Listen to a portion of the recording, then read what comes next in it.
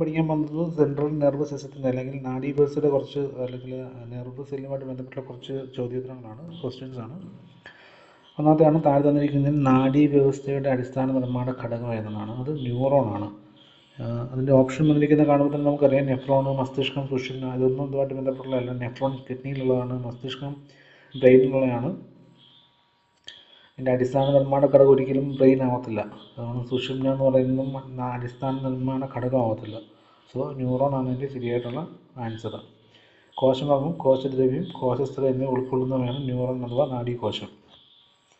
അതുപോലെ തന്നെ മനുഷ്യ ശരീരത്തിലെ ഏറ്റവും നീളം കൂടിയ കോശങ്ങൾ നാഡീകോശങ്ങളാണ്. സോ അടുത്തൊരു ക്വസ്റ്റ്യൻ ആണ്, തൊട്ടടുത്തുള്ള ന്യൂറോണിൽ നിന്നും ആവേഗങ്ങളെ സ്വീകരിക്കുന്ന ന്യൂറോണിൻ്റെ ഭാഗം ഏതാണെന്ന്. അതായത് ഡെൻഡ്രോൺ ഉണ്ട്, ആക്സോൺ ഉണ്ട്, ഡെൻഡ്രൈറ്റ് ഉണ്ട്, ആക്സോണൈറ്റ് ഉണ്ട്. അപ്പോൾ ഈ ഒരു സെല്ലിൻ്റെ ഒരു ഘടന അറിയാതെ ഇത് പറയാൻ പറ്റില്ല. അതിന് ശരിയായിട്ടുള്ള ഉത്തരം ഡെൻഡ്രൈറ്റ് ആണ്. അപ്പോൾ അത് ഒരു നെർവ് സെല്ലിൻ്റെ ഘടന എന്ന് പറഞ്ഞു കഴിഞ്ഞാൽ ഏകദേശം ഇങ്ങനെ വരും. ഓക്കെ,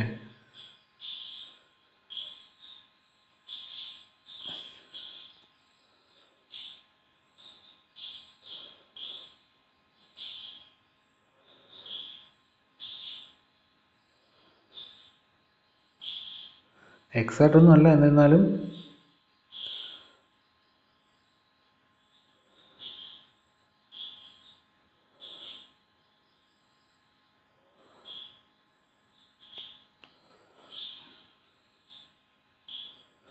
ഇങ്ങനെ ഒരു സ്ട്രക്ചറാണ് വരുന്നത്.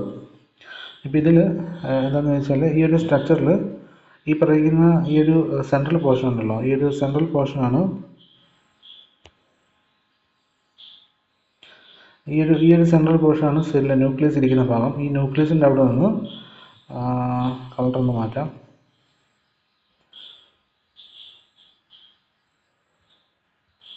അതെ, ഇതാണ് ന്യൂക്ലിയസ് ഇരിക്കുന്ന ഭാഗം. ഈ ന്യൂക്ലിയസ് ഇരിക്കുന്ന ഭാഗത്താണ് അതിൻ്റെ മെയിൻ ബോഡി എന്ന് പറയുന്നത്. ഓക്കെ, അതുകൊണ്ട് തന്നെ ഈ ഡെൻഡ്രൈറ്റ് എന്ന് പറയുന്ന ഭാഗമാണ് ഈ ഒരു ഭാഗമായിട്ട് വരും. ഡെൻഡ്രോൺ എന്ന് പറയുന്ന ഈ ഒരു എക്സ്റ്റെൻഡഡ് ആയിട്ടുള്ള പോർഷനും ബോഡിയിൽ നിന്ന് എക്സ്റ്റെൻഡ് ആയിട്ടുള്ള ഒരു നീളം കുറഞ്ഞ ഒരു പോർഷനാണ്. ഈ ഒരു ബോഡിയിൽ നിന്ന് നീളം കുറഞ്ഞൊരു പോർഷനാണല്ലോ, ഈ ഒരു നീളം കുറഞ്ഞ പോർഷനാണ് ഡെൻഡ്രോൺ. ഈ ഡെൻഡ്രോണിൻ്റെ അറ്റത്താണ് ഈ ഡെൻഡ്രൈറ്റ് എന്ന് പറയുന്ന പോർഷൻ വന്നിരിക്കുന്നത്. ഓക്കെ, നമ്മുടെ ആവയവങ്ങളെ നമ്മൾ സ്വീകരിക്കുന്ന അതായത് ഒരു രണ്ട് ന്യൂറോണുകൾ എടുത്തു കഴിഞ്ഞാൽ ഒരു ന്യൂറോണിൽ നിന്നുള്ള ഇമ്പൾസുകളെ മറ്റൊരു ന്യൂറോണിലേക്ക് റിസീവ് ചെയ്യുന്ന ഒരു പോർഷനാണ് ഈ പറയുന്ന ഡെൻഡ്രൈറ്റ് എന്ന് പറയുന്നത്. ഇത് ഡെൻഡ്രോൺ ആണ്, ഇത് ന്യൂക്ലിയസ് ആണ്. ഈ പറഞ്ഞ സാധനമാണ് ആക്സോൺ. ഈ ആക്സോൺ എന്ന് പറഞ്ഞാൽ ഈ പറഞ്ഞ ബോഡിയിൽ ഈ പറഞ്ഞിരിക്കുന്ന സെല്ലിനകത്ത് നീളം കൂടിയ ഭാഗമാണ് ഈ പറഞ്ഞിരിക്കുന്ന നീളം കൂടിയ പ്രൊജക്ഷനാണ് ആക്സോൺ എന്ന് പറയുന്നത്. ഈ ആക്സോണിനറ്റത്താണ് ഈ പറഞ്ഞിരിക്കുന്ന ഈ ആക്സോണൈറ്റ്സ് എന്ന് പറയുന്നത്, ആക്സോണും ആക്സോണൈറ്റ്സും. ഓക്കെ, സോ ഇത് ബേസിക്കലി ഉള്ളൊരു സ്ട്രക്ചറാണ്. ഒരു ന്യൂറോണിൻ്റെ ശരിക്കുള്ളൊരു ബോഡി എന്ന് പറഞ്ഞാൽ ആ ന്യൂക്ലിയസിനോട് ചേർന്നുള്ള പോർഷന് ഡെൻഡ്രോണും ഡെൻഡ്രൈറ്റും ഉണ്ടായിരിക്കും. ഇതാണ് ഡെൻഡ്രോൺ എന്ന് പറയുന്നത്. ഈ പറഞ്ഞിരിക്കുന്ന അറ്റത്തുള്ള ചെറിയ ഒരു പ്രൊജക്ഷൻ സ്ട്രക്ചേഴ്സാണ് ഡെൻഡ്രൈറ്റ് എന്ന് പറയുന്നത്. അവിടെയാണ് നമ്മൾ ഇമ്പൾസ് റിസീവ് ചെയ്യുന്നത് മറ്റൊരു സെല്ലിൽ നിന്നും. ആ സെല്ലിൽ നിന്ന് ഏത് സെല്ലാണോ കൊടുക്കുന്നത്, ഒരു രണ്ട് സെല്ലുകൾ എടുത്തു കഴിഞ്ഞാൽ, ന്യൂറോൺസിൻ്റെ സെല്ലുകൾ എടുത്തു കഴിഞ്ഞാൽ ഒരു സെല്ലിൽ നിന്ന് ഇമ്പൾസ് കൊടുക്കുകയും ഒരു സെല്ലിൽ നിന്ന് വാങ്ങുകയും ചെയ്യും. ഓക്കെ, ഒരു ആക്സോൺ വഴിയാണ് ഈ പറഞ്ഞിരിക്കുന്ന ഇമ്പൾസ് ഒരു സെല്ല് പുറത്ത് വിടുന്നത്, അത് ഡെൻഡ്രോൺ വഴിയാണ് റിസീവ് ചെയ്യുന്നത്. മനസ്സിലായോ? സോ ഇത് ജസ്റ്റ് ഒരു അണ്ടർസ്റ്റാൻഡിങ്ങിന് വേണ്ടിയിട്ടാണ്. പിക്ചർ നോട്ട് എക്സാക്ട്ലി, ബട്ട് നമുക്ക് മനസ്സിലാക്കാൻ പറ്റും. അതായത് നീളം കൂടിയ ഭാഗമാണ് ഈ പറഞ്ഞിരിക്കുന്ന ആക്സോൺ എന്ന് പറയുന്നത്. നീളം കുറഞ്ഞ ഭാഗത്തോട് ചേർന്നുള്ളതാണ് ഡെൻഡ്രോണും ഡെൻഡ്രൈറ്റുകളും ന്യൂക്ലിയസും വരുന്നത്. അത്രയേ ഉള്ളൂ.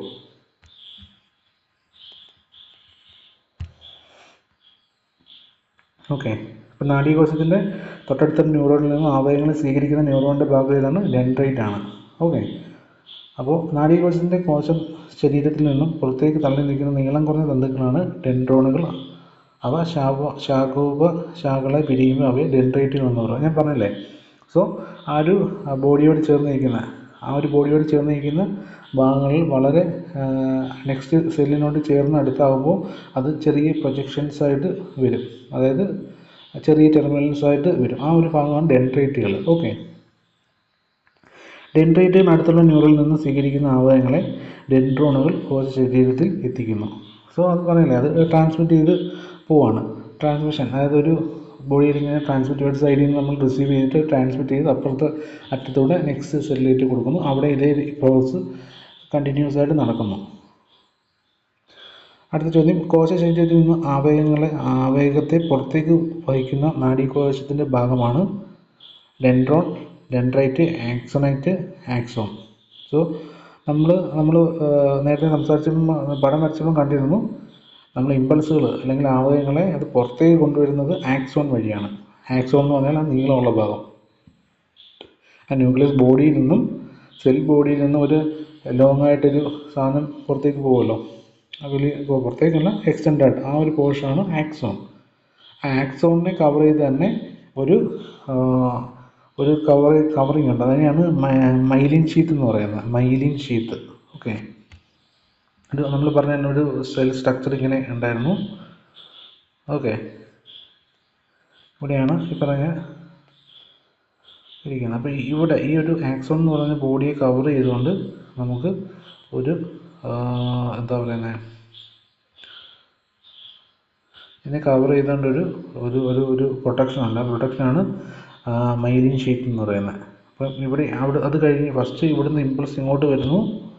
ജസ്റ്റ് ഒന്ന് എല്ലാം വായിക്കാം.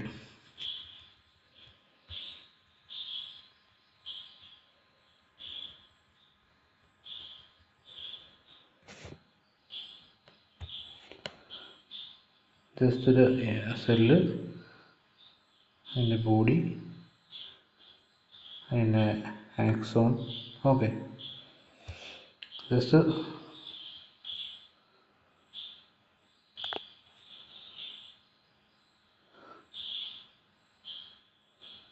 ഓക്കെ, ഇതാണ് ഇതിൽ ന്യൂക്ലിയസ് ആണ് ഈ ഒരു ഭാഗം.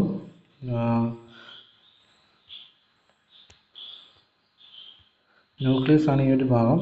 ഇവിടെ നിന്ന് ഇമ്പൾസ് റിസീവ് ചെയ്യുന്നു. ഈ സാധനം ഈ ബോഡിയിൽ കൂടെ കയറി, ഇതാണ് ആക്സോൺ. ആക്സോൺ വഴി ഇവിടെ ഇതിനെ കവർ ചെയ്താണ്, ഈ ഒരു ഭാഗത്തെ കവർ ചെയ്താണ് മൈലിൻ ഷീത്ത് എന്ന് പറയുന്ന ഒരു കവറിങ് ഉള്ളത്. ഓക്കെ, അത് പാസ് ചെയ്ത് ഈ പറഞ്ഞ ആക്സോൺസ് വഴി അടുത്ത ഈ പറഞ്ഞിരിക്കുന്ന ഒരു സെല്ലുകളുണ്ട്, അതിലേക്ക് പാസ് ചെയ്ത് പോകും. ഇങ്ങനെയാണ് അതിൻ്റെ ഒരു പ്രോസസ് നടക്കുന്നത്. ഓക്കെ, ഒരു നാഡീകോശത്തിൻ്റെ കോശ ശരീരത്തിൽ നിന്നും പുറത്തേക്ക് നീണ്ടു നിൽക്കുന്ന നീളം കുറഞ്ഞ തന്തുവാണ് ആക്സോൺ. ഓക്കെ,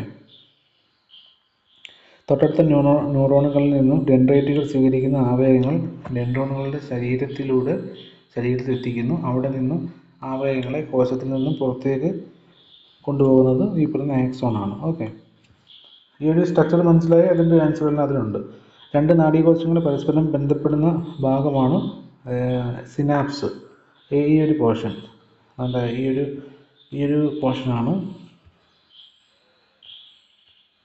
ഈ പറഞ്ഞ സിനാപ്സ് എന്ന് പറയുന്നത്. ഈ രണ്ട് സെല്ലുകളോട് കണക്റ്റ് ആവുന്ന ആ ഒരു ഏരിയ, ഐ മീൻ രണ്ട് അടുത്തടുത്തുള്ള ന്യൂറോൺസ് തങ്ങളിൽ ട്രാൻസ്മിഷൻ കൈമാറുന്ന ആ ഒരു ഗ്യാപ്പ് അല്ലെങ്കിൽ ആ ഒരു ഏരിയയാണ് സിനാപ്സ് എന്ന് പറയുന്നത്.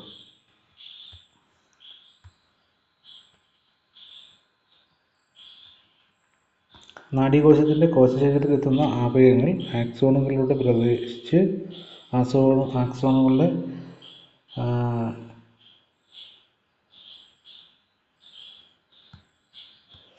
ഇത് ജസ്റ്റ് അതെന്താണ് സംഭവിക്കുന്നുള്ളൂ. ഇതൊന്നും PSCയുടെ പോയിന്റ് ഓഫ് വ്യൂവിൽ ആവശ്യമില്ല. ബട്ട് കൺസെപ്റ്റ് മനസ്സിലാക്കാൻ വേണ്ടിയിട്ട് നോക്കി വെച്ചാൽ മതി. നാഡീകോശത്തിൽ നിന്നും കോശശരീരത്തിലെത്തുന്ന ആവേഗങ്ങൾ ആക്സോണുകളുടെ പ്രവഹിച്ച് ആക്സോണുകളുടെ ശാഖോപശാഖകളായ ആക്സോണൈറ്റിൻ്റെ അഗ്രഭാഗത്ത് എത്തുമ്പോൾ സിനാപ്റ്റിക് നോബ് ചില രാസവസ്തുക്കൾ, ഫോർ എക്സാമ്പിൾ അസറ്റൈൽ കോളിൻ, ഡോപ്പിൻ എന്നിവ സ്രവിക്കുന്നു. ഈ രാസവസ്തുക്കൾ തൊട്ടടുത്ത ന്യൂറോണുകളെ ഉത്തേജിപ്പിക്കുന്നതിലൂടെയാണ് നാഡീകോശത്തിൽ നിന്ന് ആവേഗം എന്ന് പറയുന്ന ഇമ്പൾസ് അല്ലെങ്കിൽ സന്ദേശം മറ്റൊരു നാഡീകോശത്തിലേക്ക് എത്തുന്നത്. പിന്നെ അത് ഒരു നോട്ട് ചെയ്യാനുള്ള കാര്യം എന്ന് പറഞ്ഞാൽ സിനാപ്റ്റിക്സ് ക്ലെഫ്റ്റ് എന്ന് പറയും. അത് സിനാപ്റ്റിക്സ് വിടവ്, രണ്ട് എണ്ണത്തിൻ്റെ ഞാൻ പറഞ്ഞേ, സിനാപ്സ് എന്ന് പറയുന്നതിന് ഇടയിലുള്ള ഗ്യാപ്പിനെയാണ് സിനാപ്റ്റിക് ഗ്യാപ്പ് എന്ന് പറയുന്നത്. അടുത്തത് ആക്സോണുകളെ ആവരണം ചെയ്ത് സംരക്ഷിക്കുന്ന കൊഴുപ്പ് സ്ഥലം. ഞാൻ നേരത്തെ ഇത് പറഞ്ഞിരുന്നു. ആക്സോണുകളെ ആവരണം ചെയ്ത് സംരക്ഷിക്കുന്ന ഒരു കൊഴുപ്പ് സ്ഥലം, അത് മൈലിൻ ഷീത്താണ്. നേരത്തെ കണ്ടായിരുന്നല്ലോ ആക്സോണിൻ്റെ ചുറ്റും കവർ ചെയ്തിട്ടുള്ള. പൊതുവിൽ ആക്സോണുകൾ പൊതിഞ്ഞ് കാണുന്ന മൈലിൻ ഷീത്ത് നിർമ്മിക്കപ്പെട്ടിരിക്കുന്നത് ഷ്വാൻ കോശങ്ങൾ കൊണ്ടാണ്. എന്നാൽ തലച്ചോറിലെയും സുഷുമ്നയിലെയും മൈലിൻ ഷീത്ത് നിർമ്മിച്ചിരിക്കുന്ന ഒളിഗോഡെൻഡ്രോസൈറ്റുകൾ എന്ന സവിശേഷ കോശങ്ങൾ കൊണ്ടാണ്. ഇത് ഒന്ന് നോക്കി വെച്ചേക്കുക. ഇത് ഇമ്പോർട്ടൻ്റ് ഉണ്ടെങ്കിലും പക്ഷേ സ്റ്റേറ്റ്മെൻറ്റ് രൂപത്തിൽ ചോദിക്കുമ്പോൾ നമുക്ക് കൺഫ്യൂഷൻ ആവും. അതായത് ആക്സോണുകളെ പൊതിഞ്ഞ് കാണുന്ന മൈലിൻ ഷീത്ത് നിർമ്മിക്കപ്പെടുന്നത് സാധാരണ ഷ്വാൻ എന്ന് പറയുന്ന ഒരു ടൈപ്പ് ഓഫ് കോശങ്ങൾ കൊണ്ടാണ്. ഓക്കെ, നമ്മളിവിടെ പറഞ്ഞു നിർത്തിയിരിക്കുന്നത് ആക്സോണുകളെ പൊതിഞ്ഞ് കാണപ്പെടുന്ന മൈലിൻ ഷീത്ത് നിർമ്മിക്കപ്പെട്ടിരിക്കുന്നത് ഷ്വാൻ കോശങ്ങൾ വഴി ആണെന്നാണ്. ഈ ഷ്വാൻ കോശങ്ങൾ അതുപോലെ ഷ്വാൻ സെൽസ്, അതുപോലെ ഒളിഗോഡെൻഡ്രോസൈറ്റ്സ് സെല്ലുകൾ, ഇതൊക്കെ എന്ത് പറഞ്ഞാൽ ഒരു ഫാറ്റ് ടൈപ്പ് ഇൻസുലേറ്റഡ് കവറിങ് കൊടുക്കുന്നതാണ്. എന്തുകൊണ്ടാണെന്ന് വെച്ചാൽ ഈ ഇമ്പൾസസ് മൂവ് ചെയ്യാൻ ഇലക്ട്രിക്കൽ കണ്ടക്ടിവിറ്റി എന്ന് പറയുന്ന ആ ഒരു ഇൻസുലേഷൻ പ്രോപ്പർട്ടി എന്നൊക്കെ പറയുന്ന ഒരു കൺസെപ്റ്റിനെ ആ ഒരു ഇൻസുലേറ്റിംഗ് പ്രോപ്പർട്ടിയാണ് അവിടെ ആ ഒരു ഫാറ്റ് കൊണ്ട് അവിടെ നടക്കുന്നത്. അതായത് ആ ഒരു സ്പീഡ്, ആ ഒരു ഇമ്പൾസ് ലൂസ് ചെയ്യാതെ ഇമ്പൾസിനെ ട്രാൻസ്മിറ്റ് ചെയ്ത് ഒരിടത്തുനിന്ന് മറ്റൊരിടത്തോട്ട് എത്തിച്ച് പോകുക എന്നുള്ളതാണ്.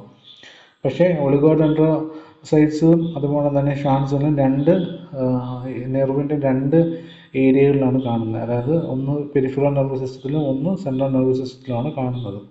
സോ ഇത് രണ്ടും type of insulation, fatty layer ഇൻസുലേഷനാണ് രണ്ടും പ്രൊവൈഡ് ചെയ്യുന്നത്. അത് രണ്ടും പ്രൊവൈഡ് ചെയ്യുന്ന ഒരു ടൈപ്പ് ഓഫ് ഇൻസുലേഷൻ ആണ് ഈ പറഞ്ഞ ആക്സോൺ ഏരിയയിൽ നമുക്കൊരു ഇൻസുലേഷൻ സപ്പോർട്ടാണ് കൊടുക്കുന്നത്. ഒരു ബേസിക്കലി പറഞ്ഞു കഴിഞ്ഞാൽ അതാണ് ഈ സെല്ലിൻ്റെ ഇമ്പോർട്ടൻസ് അവിടെ. മൈലിൻ ഷീത്തിന് തിളങ്ങുന്ന വെള്ള നിറമാണ്. അതിനാൽ മൈലിൻ ഷീത്തോട് കൂടിയ ആക്സോണുകൾ ധാരാളമായി കാണപ്പെടുന്ന ഭാഗങ്ങൾ വൈറ്റ് മാറ്റർ എന്നറിയപ്പെടുന്നു. അതായത് വൈറ്റ് മാറ്റർ ഉണ്ട്, ഗ്രേ മാറ്റർ ഉണ്ട്. അതായത് മൈലിൻ ഷീത്തിന് വെള്ള നിറമാണ്, തിളങ്ങുന്ന വെള്ള നിറമായതുകൊണ്ട് ആക്സോണുകൾ ധാരാളമായി കാണപ്പെടുന്ന ഭാഗങ്ങൾ, ആ ആക്സോൺസ് കൂടുതൽ കാണപ്പെടുന്ന ഭാഗത്ത് കൂടുതൽ മൈലിൻ ഷീത്ത് കാണും. അതായത് ആക്സോണിനെ കവർ ചെയ്തിട്ടാണ് ഈ പറഞ്ഞിരിക്കുന്ന മൈലിൻ ഷീത്ത് ഇരിക്കുന്നത്.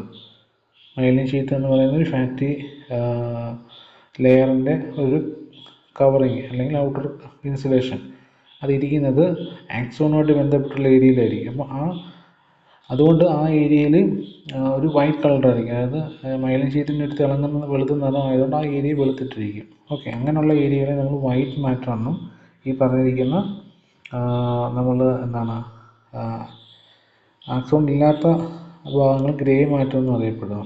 ആക്സോൺ ഉള്ള ഭാഗത്ത് ഒരു സെല്ലിന് നമുക്കറിയാമല്ലോ, ആക്സോൺ ഉള്ള ഭാഗത്ത് കൂടുതൽ വൈറ്റ് മാറ്റർ ആയിരിക്കും വരുന്നത്. അതെന്തുകൊണ്ടാണെന്ന് വെച്ചാൽ അവിടെ കൂടുതൽ ഈ പറഞ്ഞ ഇൻസുലേഷൻ പ്രോപ്പർട്ടിയുള്ള ആ ഒരു കവറിങ് അവിടെ ഉണ്ട്.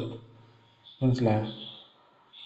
മൈലിൻ ഷീത്ത് അവിടെ ഉള്ളതുകൊണ്ട് നമുക്കവിടെ വൈറ്റ് മാറ്റർ എന്നറിയപ്പെടുന്നു. അടുത്ത, മനുഷ്യ ശരീരത്തിലെ ആകെ ശിരോനാഡികൾ എത്ര ജോഡിയാണ്? ശിരോനാഡികൾ, അതായത് തലച്ചോറിൽ നിന്ന് നേരിട്ട് വയ്ക്കുന്ന നാഡികളാണ് ശിരോനാഡികൾ, ക്രേനിയൽ നെർവ്സ് എന്നറിയപ്പെടുന്നത്. ഒരു പ്രധാനപ്പെട്ട ക്വസ്റ്റ്യനാണ്. 12 ജോഡി, അതായത് 24 എണ്ണം. രണ്ട് രീതിയിലും ചോദിക്കാം. എത്ര ജോഡിയാണെന്ന് ചോദിക്കാം, എത്ര എണ്ണമാണെന്ന് ചോദിക്കാം. മനുഷ്യ ശരീരത്തിലെ ശിരോനാഡികളുടെ എണ്ണം എത്രയാണെന്ന് ചോദിക്കാം. അതുകൊണ്ട് തന്നെ മനുഷ്യ ശരീരത്തിലെ ശിരോനാഡികളുടെ എത്ര ജോഡിയാണെന്ന് ചോദിക്കാം. 12 ജോഡി, 24 എണ്ണം. ശിരോനാഡി എന്ന് പറഞ്ഞാൽ നമ്മളുടെ ബ്രെയിനിൽ നിന്നും തലച്ചോറിൽ നിന്നും നേരിട്ട് ഉത്ഭവിക്കുന്ന നാഡികളെയാണ് ശിരോനാഡികൾ എന്ന് പറയുന്നത്. എന്താണ് ശിരോനാഡികൾ എന്ന് പറയുന്നത്? നമ്മുടെ ബ്രെയിനിൽ നിന്ന് നേരിട്ട് ഉത്ഭവിക്കുന്ന, ജനറേറ്റ് ചെയ്ത് വരുന്ന നാഡികളെയാണ് ശിരോനാഡികൾ എന്ന് പറയുന്നത്. അത് മനുഷ്യ ശരീരത്തിൽ 12 ജോഡികളാണ് ഉള്ളത്. 12 ജോഡി എന്ന് പറയുമ്പോൾ 24 എണ്ണം. ഈ ക്വസ്റ്റ്യൻ 12 ജോഡിയായിട്ടും ചോദിക്കാം, അല്ലെങ്കിൽ അതൊരു എണ്ണമായിട്ടും ചോദിക്കാം. അപ്പോൾ അത് 12 ജോഡി എന്നുള്ളത് മൈൻഡ് സെറ്റ് വെക്കുക. ക്രേനിയൽ നെർവ്സ് എന്നാണ് അറിയപ്പെടുന്നത്. ഓക്കെ, അതുകൊണ്ട് മനുഷ്യ ശരീരത്തിൽ എത്ര ജോഡി സുഷുമ്ന നാഡികളുണ്ട്. സുഷുമ്ന നാഡികൾ അത് 31 ജോഡിയാണ്, 62 എണ്ണം. എത്ര ജോഡി സുഷുമ്ന നാഡികളുണ്ട്?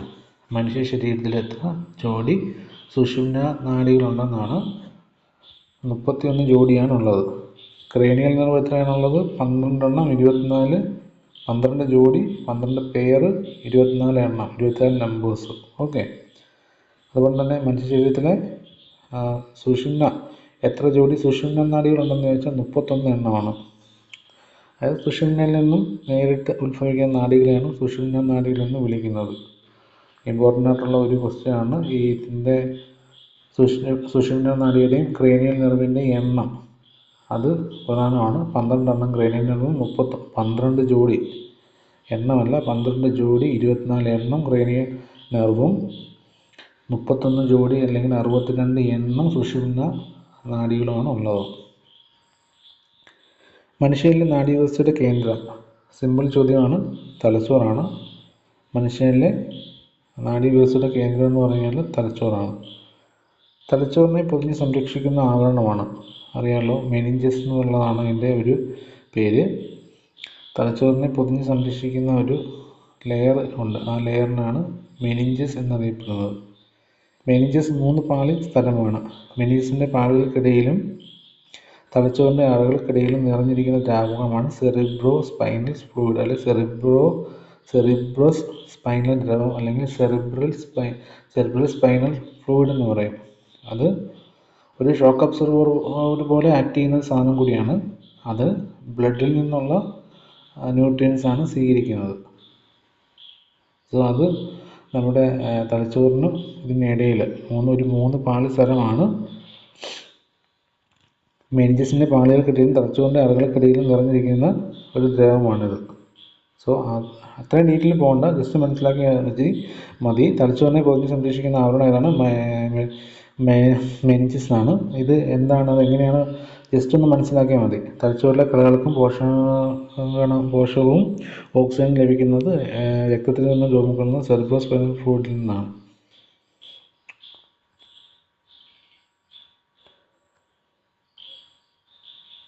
ഡയറക്റ്റ് തലച്ചോറിലെ കലകൾക്ക് ബ്ലഡിൽ നിന്നല്ല കൊടുക്കുന്നത്, ഈ സെറിബ്രൽ സ്പൈനൽ ഫ്ലൂയിഡിലേക്ക് എത്തിയിട്ട് ഇത് നടക്കുന്ന പിന്നെ ഓസ്മോസിസ് അല്ലെങ്കിൽ ആ ഒരു രീതിയിലാണ്. ഒരു പ്രതലത്തിൽ നിന്ന് അല്ലെങ്കിൽ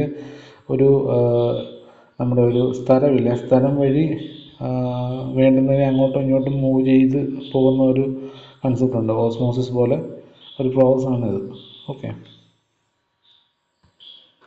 അടുത്തത്, തലച്ചോറിനെ പൊതിഞ്ഞ് സംരക്ഷിക്കുന്ന അസ്ഥിപീഠകമാണ് കപാലം. തലച്ചോറിനെ പൊതിഞ്ഞ് സംരക്ഷിക്കുന്ന അസ്ഥിപീഠകമാണ് കപാലം അഥവാ തലയോട്ടി. ഇതൊക്കെ ബേസിക്കായിട്ടുള്ള വളരെ ചെറിയ ക്വസ്റ്റ്യൻസ് ആണ്, പക്ഷേ അതിനകത്ത് അത്യാവശ്യം നല്ല ചില പോയിൻ്റുള്ളത് വരുന്നുണ്ട്. തലച്ചോറിൻ്റെ ഇടത് വലത് അർദ്ധഗോളങ്ങൾ തമ്മിലുള്ള ആശയവിനിമയം സാധ്യമാക്കുന്ന ഭാഗമാണ് കോർപ്പസ് കലോസം. അതായത് തലച്ചോറിൻ്റെ ലെഫ്റ്റ് സൈഡ്, നാം അറിയാമല്ലോ, ബ്രെയിൻ എന്ന് പറഞ്ഞാൽ 2 സൈഡാണ്, ലെഫ്റ്റ് സെമി സർക്കിളും അതുപോലെ തന്നെ റൈറ്റ് സൈഡിലുള്ള ഹെമിസ്ഫിയർ ആയിട്ടുള്ളതും. സെമി സർക്കിളല്ല, ഹെമിസ്ഫിയർ ആയിട്ടുള്ളതാണ്. ഇടത് അർദ്ധഗോളവും വലത് അർദ്ധഗോളവും. അപ്പോൾ ഇതിനെ രണ്ടിനെയും കൂടെ കണക്ട് ചെയ്യുന്ന ഒരു സംഭവമാണ്, അതിനെ കമ്മ്യൂണിക്കേഷൻ ചെയ്യുന്ന സംഭവമാണ് കോർപ്പസ് കലോസം എന്ന് പറയുന്നത്. അതുകൊണ്ട് തന്നെ മസ്തിഷ്കത്തിൻ്റെ ലെഫ്റ്റ് സൈഡ് നമ്മുടെ വലത് ഭാഗത്തെ, അതായത് ലെഫ്റ്റ് സൈഡ് ഉള്ളത് വലത് ഭാഗത്തെയും അതുപോലെ തന്നെ വലത് സൈഡിലുള്ളത് ഇടത് ഭാഗത്തെയാണ് നിയന്ത്രിക്കുന്നത്. ജസ്റ്റ് ഇതൊരു സ്റ്റേറ്റ്മെൻറ്റ് രൂപത്തിൽ പഠിച്ചു വെച്ചാൽ മതി. ഓക്കെ. മനുഷ്യ ശരീരത്തിൻ്റെ ആകെ ഭാരത്തിൻ്റെ എത്ര ശതമാനമാണ് മസ്തിഷ്കത്തിൻ്റെ ഭാരം? അത് 2%. മനുഷ്യ ശരീരത്തിൻ്റെ 2% എൻ്റെ ബോഡി മസ്തിഷ്കത്തിൻ്റെ വെയിറ്റ് വരുന്നത്. പൂർണ്ണ വളർച്ചയെത്തിയ മനുഷ്യനിലെ മസ്തിഷ്കത്തിൻ്റെ ഭാരം ഏകദേശം 1300-1400 ഗ്രാമായിരിക്കും. പ്രായം കൂടുന്നതോറും മസ്തിഷ്കഭാരം കുറയുകയും ഉയരം കൂടുന്നതോറും മസ്തിഷ്കഭാരം കൂടുകയും ചെയ്യും. മസ്തിഷ്കഭാരം സ്ത്രീകളെ അപേക്ഷിച്ച് പുരുഷന്മാർക്ക് കൂടുതലായിരിക്കും. ഐച്ഛിക പ്രവർത്തനങ്ങളുടെ നിയന്ത്രണ കേന്ദ്രമായ മസ്തിഷ്കത്തിലെ ഭാഗം ഏത്? ഇതൊക്കെ വളരെ ഇമ്പോർട്ടൻ്റ് ആണ്, കൺഫ്യൂസിംഗ് ആയിട്ട് വരുന്നതാണ്. അതായത് ഐച്ഛിക പ്രവർത്തനങ്ങളുടെ നിയന്ത്രണ കേന്ദ്രമായ ബ്രെയിനിലെ ഭാഗം അത് സെറിബ്രമാണ്. ഐച്ഛിക പ്രവർത്തനങ്ങൾ എന്ന് പറഞ്ഞാൽ വോളണ്ടറി ആക്ഷൻസ്, അത് നമുക്ക് തന്നെ നിയന്ത്രിക്കാനോ അല്ലെങ്കിൽ നമുക്ക് തന്നെ അത് കൺട്രോൾ ചെയ്യാനോ അല്ലെങ്കിൽ നമുക്ക് തന്നെ അത് വേണം വേണ്ട എന്ന് അല്ലെങ്കിൽ അതിനെ തടസ്സപ്പെടുത്താൻ നമുക്ക് കഴിയും.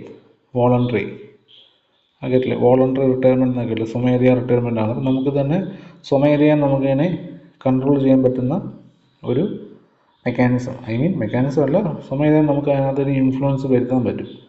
നമ്മൾ വിചാരിച്ചു കഴിഞ്ഞാൽ, ഫോർ എക്സാമ്പിൾ, നമുക്ക് കാഴ്ച, കേൾവി, ഗന്ധം എന്നൊക്കെ പറയുന്ന സാധനം, കാഴ്ച നമ്മൾ കണ്ണടച്ചാൽ നമുക്കത് കാണണ്ട, കേൾക്കാൻ ചെവി പൊത്തിയാൽ നമുക്കത് കേൾക്കണ്ട, നമുക്ക് തടസ്സപ്പെടുത്താൻ പറ്റും. അങ്ങനെയുള്ള കാര്യങ്ങൾ നിയന്ത്രിക്കുന്ന നമ്മുടെ മസ്തിഷ്കത്തിലെ ഭാഗമാണ് സെറിബ്രം. മസ്തിഷ്കത്തിൽ 3 പ്രധാനപ്പെട്ട കാര്യമാണുള്ളത്: സെറിബ്രം, സെറിബെല്ലം, മെഡില്ല ഒബ്ലാങ്കേറ്റ. പിന്നെ തലാമസും ഹൈപ്പോതലാമസും ഒക്കെ വരുന്നുണ്ട്. അതെല്ലാം മെയിനായിട്ടുള്ളത് സെറിബ്രം, സെറിബെല്ലം, മെഡില്ല ഒബ്ലാങ്കേറ്റ എന്ന് പറഞ്ഞ 3 സംഗതികളാണ്. അതിൽ സെറിബ്രമാണ് നമ്മുടെ വോളണ്ടറി ആക്ഷൻസിനെ നമുക്ക്